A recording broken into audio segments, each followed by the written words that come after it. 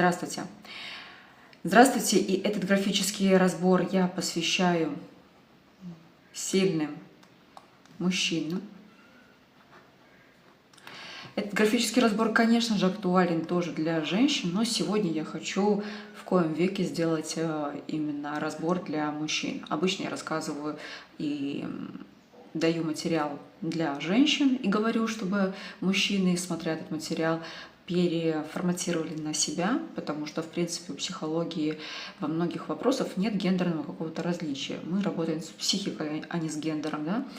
Да, бывают какие-то моменты, но в целом относительно мышления сегодня я буду рассказывать для мужчин, но и для женщин актуально, потому что точно так же, как у нас есть мужественные женщины, точно так же есть женственные мужчины, но сегодня не об этом. И если вы считаете себя действительно сильным мужчиной, я хочу поговорить сегодня чуть-чуть более развернуто. И именно развернуто в контексте этой фразы, когда мужчина говорит, что умеет себя контролировать. Я хочу подробнее сейчас разобрать, что чаще всего люди подразумевают под этим и даже порой не отдают себе отчет, о чем вообще идет речь. Да? И давайте по-честному, дорогие мужчины, я приглашаю вас вместе со мной здесь проанализировать. Если я что-то упустила, если какой-то жизненный пример из вашей жизни прям яркий, триггерящий будет, обязательно поделитесь в комментариях, потому что для меня это тоже такой сбор материала, на что стоит еще обратить внимание, что еще следует разобрать, рассказать в графическом разборе или, может быть, просто снять видео. Я умею себя контролировать, чаще всего подразумевается то, что, например, я не позволяю себе грубо общаться с другими людьми, даже если они этого заслуживают. Зафиксируем.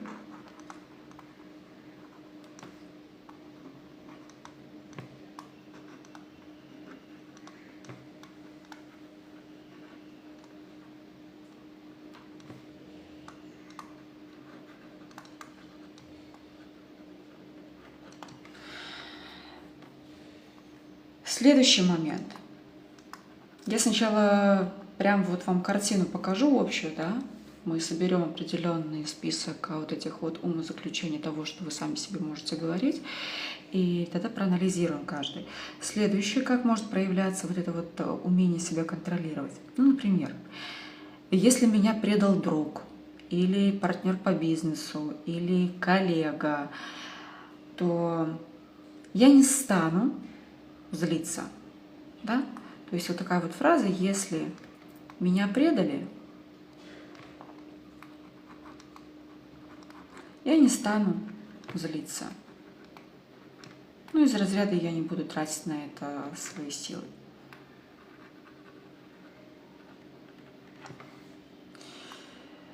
Дальше. Если, например, представим, что вы сидите где-нибудь в кафе, в ресторане, вы приехали после работы, вы голодны, и именно поэтому, возможно, вы приехали в ресторан, чтобы самому не готовить, быстрее как-то все это организовать. Но вам, например, несут еду целый час, и после того, когда прошел час, вас еще просят подождать 15-20 минут. Да? Давайте так жду еду 1 час, и меня просят подождать еще 15-20 минут. Ну и здесь из разряда вы будете: я умею себя держать. Вы чаще всего говорите: я умею держать себя в руках, я умею, как говорится, с этим справиться, с этим раздражением, со своим чувством голода и того, что мне уже прям физически плохенько, да, но я умею себя контролировать. И история из романтических отношений, например, если ваша вторая половинка, женщина, села вам на голову во всех смыслах, да, и вы понимаете, что в каком-то смысле это ощущается уже как ноша, а не как отношения, как партнерство, то здесь вы можете сами себе говорить: я же мужчина, ну промолчу, ну она же женщина, да? Ну, так вот пометим, что женщина села на голову.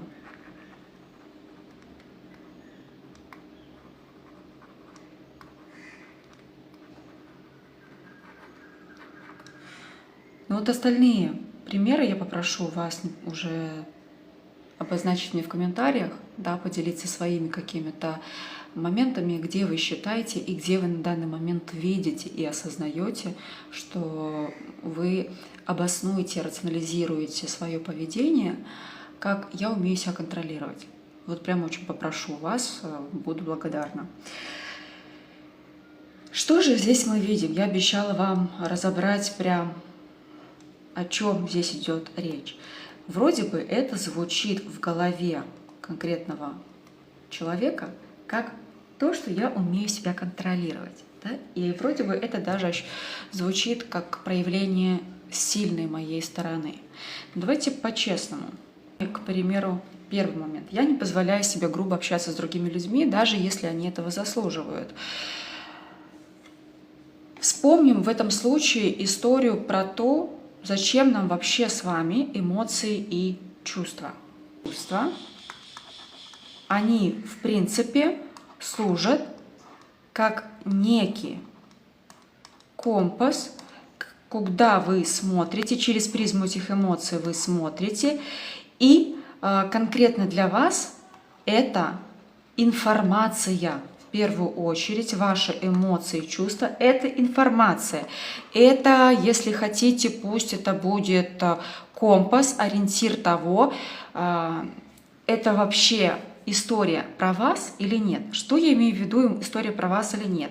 Ну, например, когда человек испытывает позитивные чувства и эмоции, позитивные я имею в виду радость, спокойствие, удовлетворение, наслаждение, да, то есть, ну, мне вот хорошо, знаете, так вот банально рисую солнышко, как в детском саде, да, прямо.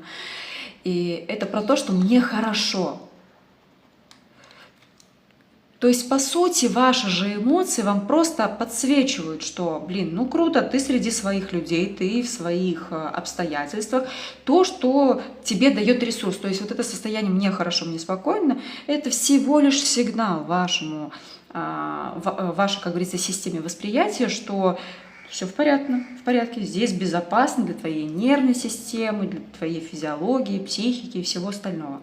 В то время, когда есть история, где, например, ну, мягко говоря, вам плохо, да, вы расстроены, то это точно такая же система, что это просто информация.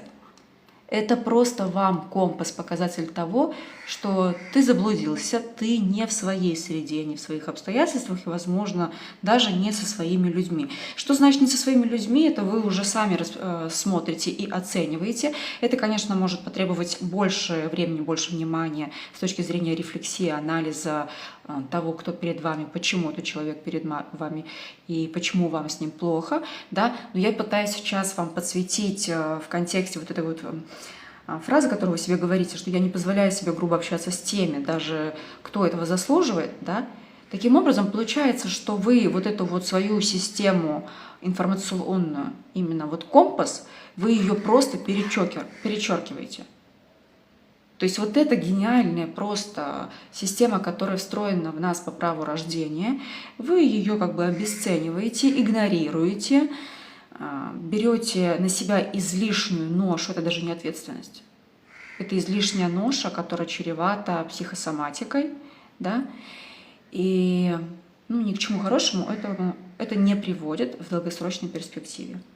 Такое маленькое отступление про эмоции, и я хочу, чтобы вы просто относились, по крайней мере, попробуйте, не верьте мне, проверьте пожить вот в таком ключе, и вы будете приятно удивлены, как многое вы узнаете о своем окружении, и как многое вы поймете о своих выборах. Вот серьезно. Проверьте, относитесь к своим эмоциям всего лишь как к компасу.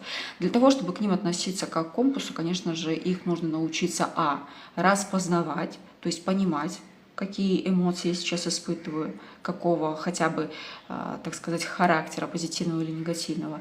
И после этого уже подключать саморефлексию. Вы можете использовать и дневник наблюдений, да, или просто вести заметки в Telegram, например, в аудиоформате, потом прослушивать в конце дня и анализировать. Пожалуйста, кому как удобно. Но вернемся. Вернемся сюда. И поэтому вот я не позволяю себе грубо общаться с другими людьми. Это, знаете, про игнорирование вот этого компаса и своих чувств и эмоций. Это про то, что вы сами добровольно ведете себя по ложному пути. Вы добровольно жертвуете своими возможностями быть среди своих людей. По сути, злость, та же самая, как чувство или агрессия, они нам также необходимы, как радость, наслаждение, удовольствие, спокойствие, умиротворение, восхищение, восторг и так далее. Почему? Потому что через злость и агрессию мне буквально моя гормональная система генерирует все эти процессы внутри меня для того, чтобы я защитил свои границы, чтобы я защитил свои интересы, свои цели, ценности, взгляды. То есть, по сути, как и в мире дикой природы, там очень было бы, наверное, комично увидеть, что лев такой говорит: слушай, ну мне как бы там злость или адреналин в крови лишнее, надо как-то взять это под контроль. Я же сильный в этой пустыне. Я специально утрированно привожу такие примеры, чтобы вот оно прям дошло, что эмоции, все эмоции важны. Это пережитки вот этого вот культурного наследия и воспитания о том, что какая-то часть эмоций это приемлемо, это хорошо, это нормально. Ты, значит, такой уважаемый человек, ты умеешь вот четко в себе культивировать только эту часть себя, а остальную ты берешь и подавляешь. Разница в контроле эмоций и в подавлении я чуть ниже в конце видео расскажу, потому что здесь происходит тотальная подмена понятий, которые приводят к психосоматике. Пока давайте вот еще подробнее второй пункт. Если меня предал друг, я не знаю, любимая, там еще кто-то, да, я как бы не буду злиться. Давайте по-честному. Любой нормальный, живой, чувствующий человек, если особенно для него эти отношения партнерские, профессиональные, либо личностные, имели какой-то эмоциональный заряд, и человек там вкладывался своим ресурсом, временем, эмоциями, чувствами, интересом, желаниями, может быть, деньгами, да, то он не может не злиться. Это ненормально, это противоестественно, против природы. Поэтому наша с вами задача перефразировать и быть максимально честными и искренними с собой, потому что эта искренность поможет не подавлять эти чувства и эмоции, научиться ими управлять. Это разное. Подавлять – это значит запихнуть себя поглубже. И опять же, дорогие мои мужчины, это оседает на психосоматике. И знаете, когда у мужчины подавлена злость и агрессия, уж простите, но, мягко говоря, там с либидо проблемки. Потому что мужская природа, она на экспансию, она на выражение, но никак не на подавление, не на то, чтобы прятать это. Поэтому, когда вас предали, абсолютно нормально отдавать себе отчет, что да меня раздирает просто от ярости, от гнева, от злости, может быть, даже где-то ненависти. И здесь задача признаться, что я не святой, как говорится, я не монах, я здесь в миру и испытываю вполне человеческие эмоции и чувства. В конце видео расскажу, что значит управлять своими состояниями. Я сейчас не хочу, чтобы вы слышали, и, пожалуйста, восприятие штука такая, играет злую шутку. Вы сейчас можете услышать, что я вам говорю, что нужно в лицо сказать, что «ах ты дрянь, трали-вали». Нет, я не про это. Я про то, чтобы вы себе не врали. Про то, чтобы вы себе могли честно сказать, что я это испытываю, я живой человек, ё-моё. А вот что с этим делать дальше, когда вы это в себе увидели, признали, в конце видео. Досматриваем. Следующий момент про ресторан. По сути, та же самая история. Ну, не знаю, как вас, я не мужчина, но меня дико бесит. Если мне сказали вначале, я обычно спрашиваю, особенно сколько мне ждать по времени еду. Если мне говорят 30-40 минут, а жду я час, и потом еще 15-20 минут, ну, мягко говоря, я точно, так сказать, попытаюсь поговорить с людьми и объяснить, что, ну, как бы это вообще неприемлемо, и мне это не нравится, меня это не устраивает. Таким образом, я транслирую человеку свои интересы и то, что для меня важно. То, что я голодна, и я пришла сюда условно удовлетворить свою потребность, а не просто для красоты посидеть и подождать, когда там мне будут морочить голову. То есть моя задача здесь не выплеснуть агрессию на человека, а сделать мои чувства и мои ценности и интересы известными для других людей, чтобы они понимали, что для меня важно, что я не поела и пришла просто, так сказать, здесь посидеть для красоты. Я реально голодна, хочу есть. Да? Поэтому выразить в таком смысле, в таком контексте свою агрессию, вместо того, чтобы говорить, что ну, я умею держать себя, то есть я умею, переводим на честный язык, подавлять свою гнев, свое недовольство. Нет, зачем? Я могу очень тактично, культурно донести это до других людей. Да, я не буду при этом улыбаться, потому что контекст не такой, я недовольна. Я не буду маскировать. Я абсолютно четко, в нужном контексте, с нужной интонацией сделаю известным, что я недовольна. И это уже ответственность того места, куда я пришла, заплатить деньги, чтобы получить то, что мне нужно. И их часть ответственности в том, чтобы ее исполнить. Я не пытаюсь перетянуть на себя ответственность за то, чего не могут сделать другие люди.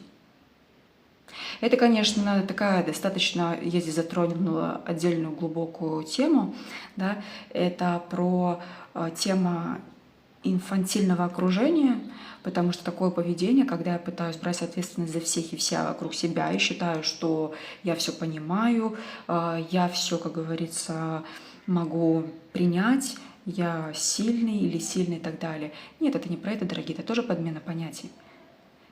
Когда, кстати, вот давайте вот эти два пункта, они прям сопряжены. Когда женщина садится на голову, да, но чаще всего это, общаясь с мужчинами, я понимаю, что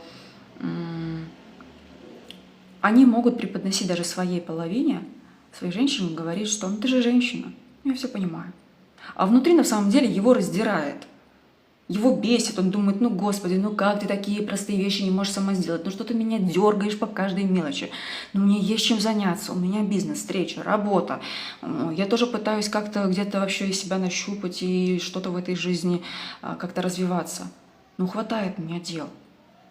Ну а когда женщина как ребенок садится на голову, здесь я хочу именно поговорить в аспекте того, когда женщина больше вот в значении ребенок. Да?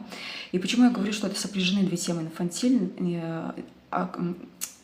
формирование окружения инфантильных людей и вот женщина-ребенок. Тоже по сути. Почему мужчины строят отношения с такими женщинами и потом сами же страдают, сами же истощают себя? Они думают, что такую женщину легче контролировать, ну, в каком-то смысле, да, но, как говорится, у этого есть цена.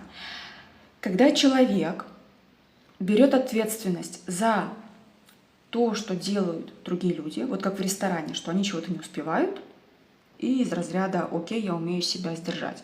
Но когда вы не позволяете и не даете информацию обратной стороне, другим людям, своей женщине, о том, что вас это что-то не устраивает, что вы бы хотели, и объяснить, что для вас ценно, что для вас важно. Вот если вы этого не делаете, то вы таким образом забираете ответственность не только свою на себя, да, которую вы должны нести, но вы забираете ответственность других людей. И они знают условно, ну окей, подождет. Ничего не говорит, молчит. Ну, значит, нормально, подождет, можем не спешить. Сделаем сначала, приготовим ужин за тот столик, где там уже книгу жалоб просят. Или как женщина-ребенок, который ничего не может, да, и мужчина уже просто устал. Он такой, ну ладно, как говорится, промолчу. Но на самом деле, по сути, вы просто терпите. Вы терпите и где-то в мужской компании можете с друзьями выговориться, или даже, может быть, вы к психологу ходите, да, И по сути вы не потому, что вы сильные, а потому что вы запутались. Сила не в этом. Сила не в том, чтобы терпеть и лишать себя возможности строить полноценные и равнозначные отношения с такой же равноценной по внутреннему развитию женщины. Да? Вот вы лишаете себя этой возможности через то, что вы говорите «я потерплю». Но кто себя узнал, что потом вы в мужской компании где-то это обсуждаете? Вы говорите: «Господи, как я...» Не буду выражаться французским, да? Но прекрасно знаю, как вы это говорите и как это происходит. И честно, абсолютно понятно. Понятно ведь.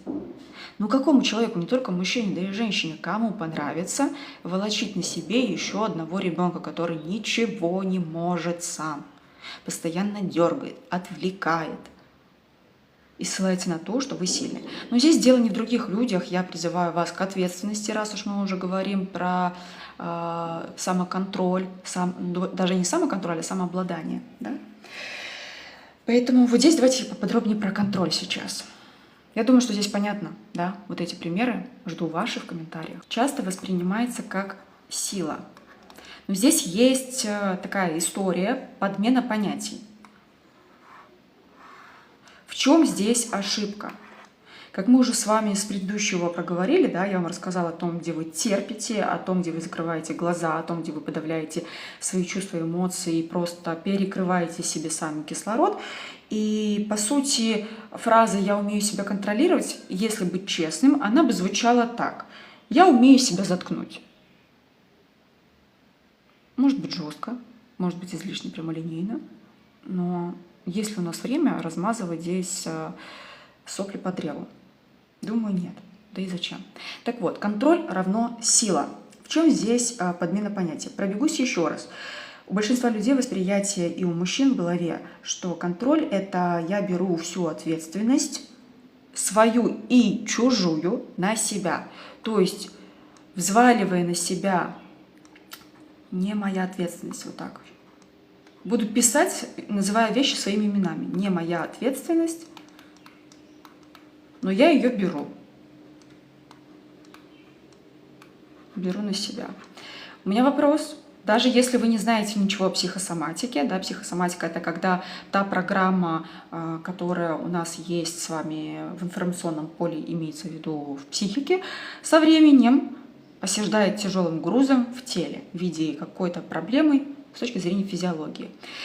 И вот эта вот непосильная ноша, чаще всего это проблема у мужчин с тем, что забит верхний плечевой пояс, да, вот плечи, спина, потому что спина – это всегда вот такое проноша, про то, что я несу что-то, что не предназначено конкретно для моей психики. То есть мое даже тело не заточено под эту чужую ношу, поэтому оно может загибаться, поэтому там и межпозвоночные грыжи, и проблемы с тем, что клинит какие-то участки, какие-то позвонки, это шея не поворачивается, это, в принципе, ощущение тяжести, такой брони на плечах.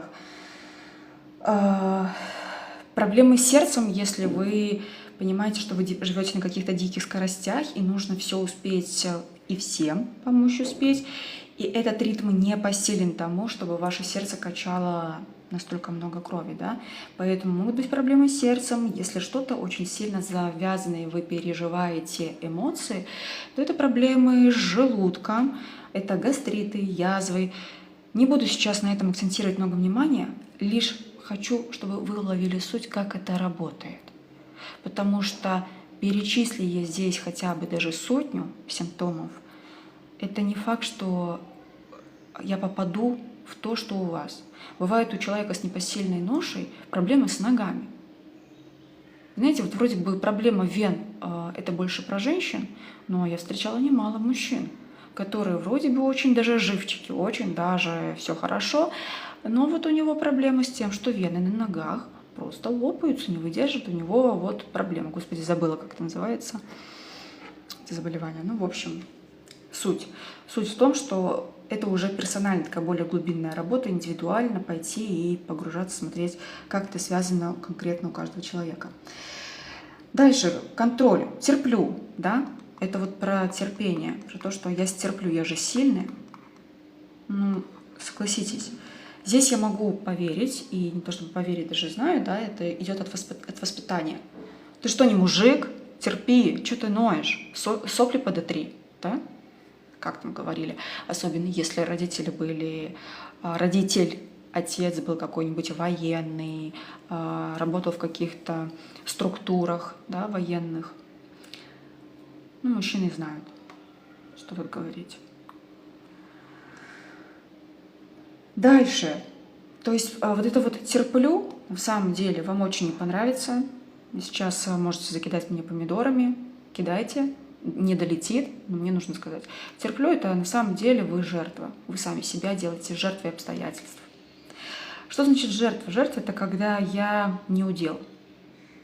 Смотрите, какая история. Вам кажется, что вы сильны, что вы контролируете. Но когда вы что-то терпите и не умеете отстоять свои права, свое достоинство, свои личные границы, и вы терпите, сглатываете, подавляете, то таким образом вы автоматически сами себя собственноручно, собственным мышлением делаете жертвой. Жертва — это всегда человек, который является заложником обстоятельств. Заложник обстоятельств. Вот такая вот странненькая у нас история про подмены понятий, да? Когда не разбираешь, не ковыряешься в этом, вроде бы очень даже все прилично, а тут выходит как-то даже некрасиво. Врать себе. Ну, в целом на этом я и остановлюсь. Наверное, потому что я хочу, чтобы вы прям акцентировали на это внимание. Потому что достаточно акцентировать хотя бы вот на этих 2 пунктах.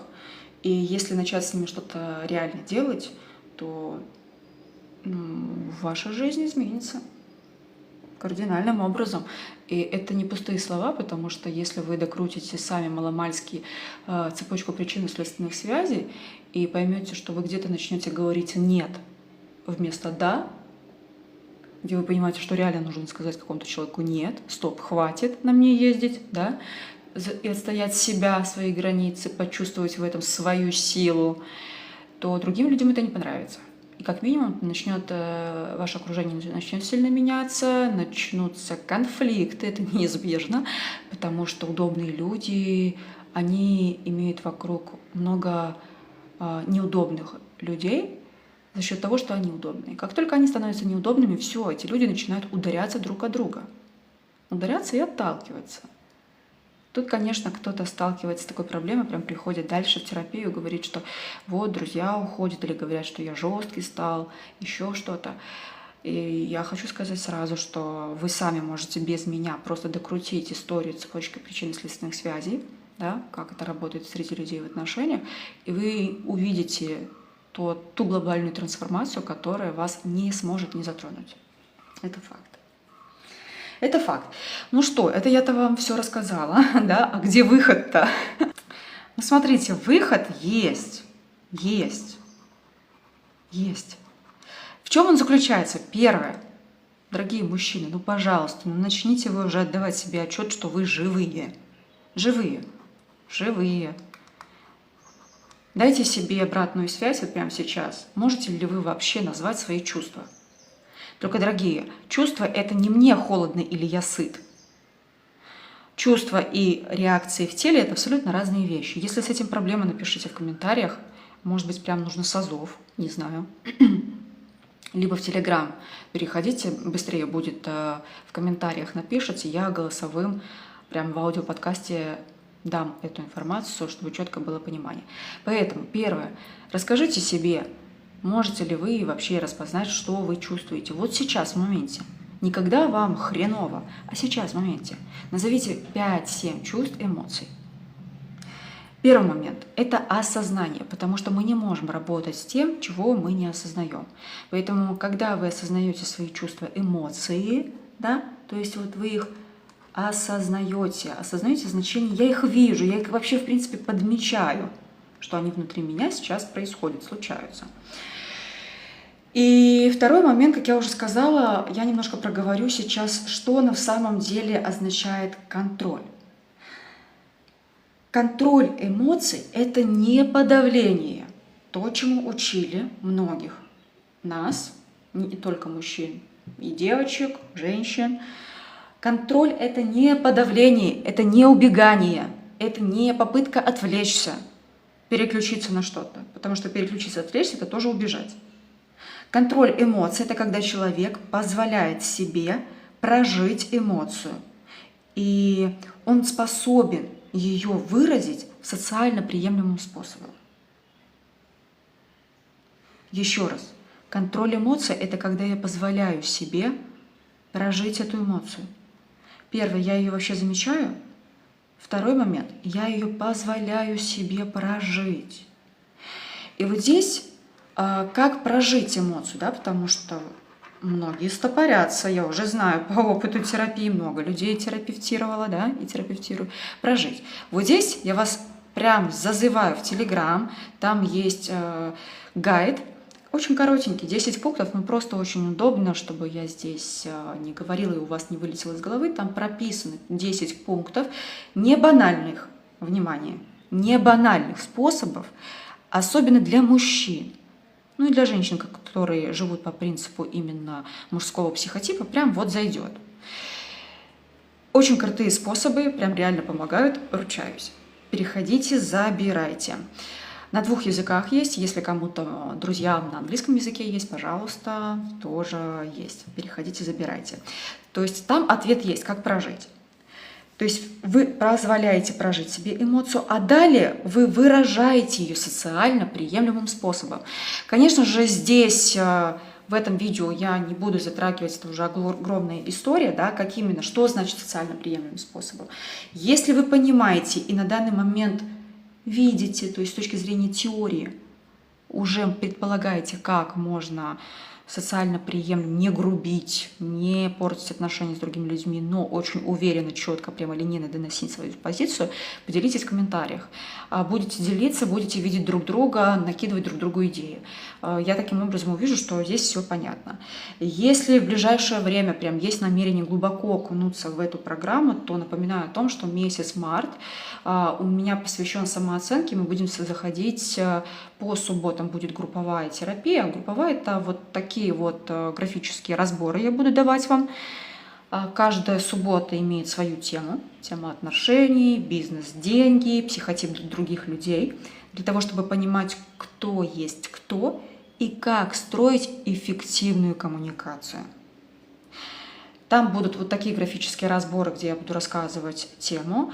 И по итогу графического разбора вы задаете свои вопросы из вашей реальной жизни, и я даю обратную связь.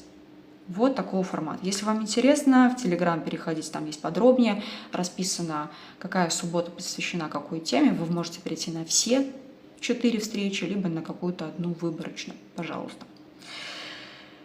Ну что ж, на этом все. Не забывайте о том, что я провожу личную индивидуальную работу. Если готовы, если уже познакомились со мной, с моей подачей, она вам близка, интересна, импонирует, то welcome, пишите, задавайте, приходите с запросом, будем работать. Все, на этом все. Обязательно подписывайтесь, если вам интересен мой канал и эта подача, и не забывайте про Telegram. Всем пока!